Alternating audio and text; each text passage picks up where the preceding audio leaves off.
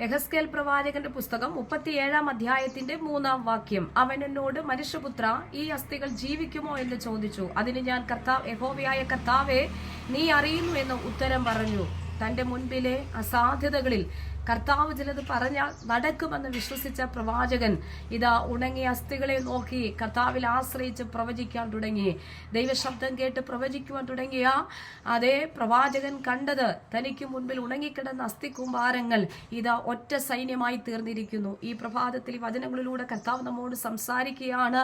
നമ്മുടെ മുൻപിലെ അസാധ്യമായി കിടക്കുന്ന വിഷയങ്ങളെ നോക്കി ദൈവശബ്ദം കേട്ട് അതേ ആ വിശ്വാസം ഏറ്റെടുത്തുകൊണ്ട് അതിനോട് പ്രവചിക്കുവാൻ തുടങ്ങി ജീവിതത്തിന്റെ അസാധ്യതകളെ കർത്താവ് സാധ്യമാക്കി തരും. കർത്താവ് പറഞ്ഞാൽ ചിലത് സംഭവിക്കും.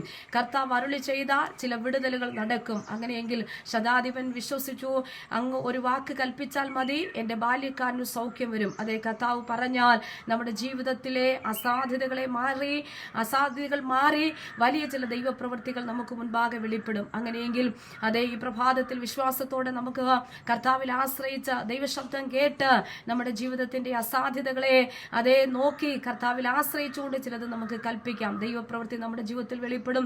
കഷ്ടതയുടെ നടുവിൽ കൂടി നടന്നാൽ കർത്താവ് നമ്മെ ജീവിപ്പിക്കും. അതിനായിട്ട് കർത്താവ് സഹായിക്കട്ടെ. ഈ വചനങ്ങൾ ദൈവം അനുഗ്രഹിക്കുമാറാകട്ടെ.